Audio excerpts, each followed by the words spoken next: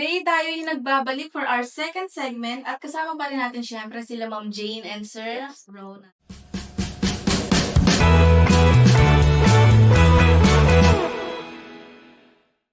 Yung first question natin kanina is may kadugsong pa para mas malinawan yung mga listeners natin about BYD. And yung first question, what are some misconception people have about charging electric vehicles? Siyempre, clients having their range anxiety. So, kung naka-full electric vehicle ka, anytime pwede kang mag-stop. So, yun yung mga common na mga misconceptions ng mga clients natin. Clients, itong mga medyo nagkakaroon pa ng hindrance na. Yes. And And confusions. possible din yung yung akala nila sobrang ikli lang nung battery life, yung range. Akala nila ganun-ganun na lang malolobat agad. Actually hindi eh. At same with lang din yan yung mga internal combustion engine, mahahaba din. Nasa around, yung pinakamababa natin na range is yung Seagull, nasa around 300 kilometer. Hindi mo kayang ubusin sa isang araw yun. But it depends, no, Sir Yeah. Ronald? Kasi meron tayo, kung yung travel mo kasi is within south Yeah. going to north, talagang medyo tayo Medyo. may kung Bulacan lang naman yan, kaya yon. Yes. Pero kung I'm telling you guys, kung Baguio talaga yan, and then personally, talagang sasabi ko na sa inyo, may mga charging hub stations na talaga. Charging hub na pwede kayong doon mag-plug in na. Yes. Oo, kasi talagang doon pa lang, kung ikaw as a driver, talagang alam mo naman kung ilan yung kilometers na tatakbuhin mo. So, dapat ikaw maging responsible ka na. Doon pa lang sa site na yon, doon ka na mag-plug in ka na. Oo, diba? Yes. And siguro yung ibang pang mga misconception yung I think yung battery life hindi agad Ang mahal? ang mahal or Mahal. kagaya ba siya ng cellphones, baka kino-compare nila sa cellphone na mabilis lang ma-drain or mabilis masira. So, Hindi talaga magmamahal. Magmamahal naman talaga yung cost ng battery kasi why? Sasakyan to eh. Yes. Diba? Hindi siya, it's same goes with the phone, pero yung amount kasi, yung battery ng sasakyan is malaki, mahaba, diba? Kasi, pinanta-travel natin yung sasakyan. So, magmamahal talaga siya. But alam nyo guys, yung lifespan kasi ng battery is, yan eh, decades ang lifespan niyan. So, nasulit yun na bago nyo palitan. So, yun yung And then, yung lastly kasi ng mga misconception nga is, it's also a China card. So, papalitin, disposable. So, ako, sa marami na naming na-encounter ni Sir Ronald na brand na nahawakan, no? Nagbebenta kami nagbenta na kami ng Japanese car. Nagbenta na din kami ngayon ng China car, no? Hindi na nagmamatter sa amin yung mga bad feedback or parang mga laging tinatanong na, ay, China yan, sirain yan. So, hindi na kami, auto-immune na kami doon. Kumbaga nga, hindi na kami nasasaktan doon. Kasi, guys, I'm telling you, hindi lang talaga si BYD or China to China lang yung nagamit ng mga China parts, no? Meron din talaga na other brands na nagkikater na din ng ganun. So, yun lang yung sa akin. Yun yung mga misconceptions na talagang common na na-encounter natin, no? yes. Oo nga eh. Nakakapagtaka din na actually gano'n din ako before parang pag sinabing China brand, sirain. Ganyan din ako dati. Galing siya sa Oo, pero galing siya sa hindi China. So, Yes. yung syempre, yes. Pero I'm telling you na nagkamali ako. Nung napunta ako ng BYD, sabi ko, grabe pala yung technology ni BYD, So, tayo na yung ginagaya ngayon and we are number 1 in globally, in plug-in hybrid or EV. Number 1 na tayo. So, may napatunayan na talaga yung BYD. kasi for me so talagang dapat nakikita mo actual and natitest mo talaga yung unit before Yes. mo i-judge. Kasi hindi naman din talaga, yung iba kasi stable na yung brand. So, alam niyo naman guys na yung for the supports, with the supports of the marketing team, it helps talaga. Pero for the product, kailangan talaga, natitest yan talaga ng mga clients or ng mga consumers natin talaga. Kasi when it comes to China, features-wise, very na tayo. Nandito tayo sa leading tayo. Yes. Next question is, how does BYD ensure that charging stations are accessible for EV owners? Ayan, so, yan isa nga din yan sa akin natatakutan nila. Konti pa lang daw yung charging station na available. Actually, ang dami na. So, I suggest actually kahit sino naman pwede na mag-download ng Evro. Meron kami si AC Mobility, Yeah. o siya yung BYD Philippines din. You can download na yung Evro. So nag-ready na nga ako diyan ng leaflet. Miss Jane, pasuyo nga ako niyan. So, yan guys. Ito yung Evro, Evro. So kapag nag-download kayo nito, makikita nyo na dyan yung mga charging station all over the country. Kahit hindi gawa ni Evro o ni AC Mobility, binibigay niya, binabato niya doon sa app. Any nearest and available. Yes, 'di ba sa mga malls may mga libre na, may mga available na charging station. 'Yun, binibigay din ni Evro 'yun kung nasaan yung mga 'yun.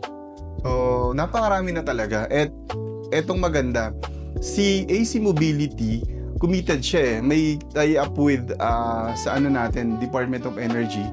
Committed sila na magtayo sila ng maraming charging station, and si DOE naman in-encourage yung mga establishment na magtayo ng kanya-kanyang charging station, like for example mga malls, hotels, hospitals. Niya talaga, in-encourage niya, kaya huwag tayong matakot. Sumundahan ko lang yung Yes. sinabi mo, Sir Ronald, no? Siguro when it comes dun sa pag-charge, no? Si Ayala kasi is yung distributor natin ng BYD sa Pilipinas. So talaga nagkaroon sila ng project na palawakin, paramihin yung mga charging para dun sa may mga range anxiety drivers na consumers. So, yung mga charging hubs na yan is while nag-drive ka ng malayuan or kung may mga errands tayo. Pero don't worry guys, kasi meron tayong upon release, binibigay naman yung mga charging freebies, no? Such Yeah. as yung mga portable charger and wall-mounted charger. Yung wall-mounted charger, you can install that sa bahay nyo or kung Yes. saan nyo gusto. I think sa condo lang yung limited kasi talagang meron yung admin na kailangan magpaalamanan. Pero with the help of nga dun sa Ayala, sabi ni Sir Ronald, pinapadami pa yan. Most especially sa mga provincial. Yeah, Kasi so- may mga provincial na din na talagang gusto na talaga ng mga makatipid practicality and yun nga fuel efficiency. Yes. So, yun lang naman ang worry nila pagdating sa mga provincial. So, dun yung talagang next target na dun mag-focus So, by ayan. end of this year. Tama. So, Miss Jane, tama pala yung pagkakaintindi ko, kapag bumili sila ng BYD na vehicle, may kasama ng libreng charger. Yes, oo. Yes. Kasama na yun. So, hindi pala problema yung mga charging station. Yes, i-explain yan. Yes. So kung ikaw, newly owner ka, meron kang portable charger kasi yun yung mga portable charger na yan yung mga on-the-go mong mga charger. So anytime, may makita ka dyan mga grounded na socket, pwede mo yan i-plug.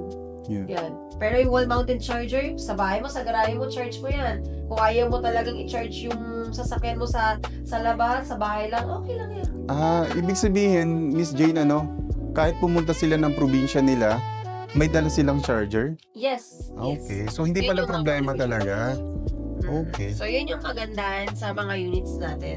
So, ayun. So, guys, don't worry kung may magiging clients tayo in the future. I-guide John how to operate that and then how to use yung proper charging para naman yung lifespan ng battery natin is mag-last talaga siya dun sa target natin na 20 to 25 years, diba? Yes. Guys, huwag kayong matakot na gumamit ng EV. And for our last question, what makes BYD's charging technology different from others? Ayan. So, unang-una kapag may nakakausap akong customers, nilalayo ko kasi talaga yung technology natin with other brands.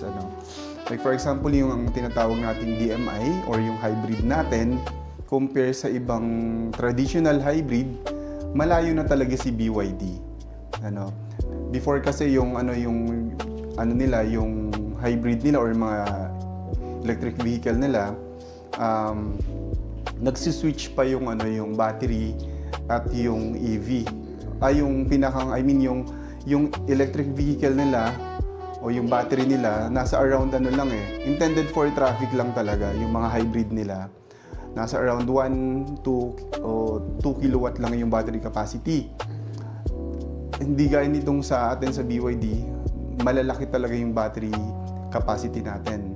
So ulitin ko, yung mga traditional hybrid nila, intended for traffic lang, mga ilang kilometro lang, nagsiswitch na, gumagana na yung engine, parang pinapalitan niya na yung role, yung bahala na yung engine. So I think around 0 to 40 kilometer battery lang, tapos kapag naubos na yon or kapag hataw na, 40 kph beyond, nagsiswitch na siya. So engine na. Tapos hindi siya plug-in. Si BYD kasi, naka-plug in EV and HEV. Ang default nung sa atin, EV lang talaga. Kahit mabilis ka na, EV pa rin. So, tas mahahaba talaga yung range natin. Ganon. Kaya malayo talaga yung technology ni So, it's more technical talaga. Yes. So, technicalities-wise, talagang info-overload kayo. Yes. Pero pag naintindihan nyo siya, malalaman nyo talaga na it's worth to buy talaga nung BYD units. Sobrang lalim pa nung technology kung iisa-isahin natin, naabutin tayo ng araw o ilang araw dito bago matutunan yung EV pero yun nga, ang malayo yung natin, ulitin ko, malayo na yung technology natin. Mas matipid syempre tayo. Yun kasi nga, ito nga yung nagiging problema nga daw nung iba pag bumili na ng BYD. Ano ba yung nagiging problema daw? Napapanisan na daw ng gasolina or nalilimutan na yung huling pagpapagas. 'Di ba? Problema ba 'yon? Actually hindi, it's lang talaga. Ibig sabihin sobrang tipid talaga ng mga BYD na vehicles. Ayun. So, ayun. So, yun yung tatlong questions natin for our second segment. Siyempre, hindi pa tayo tapos. Meron pang third segment about driving the change na. And, tumutok lang ngayon sa ating everyone episode today. Magbabalik pa kami.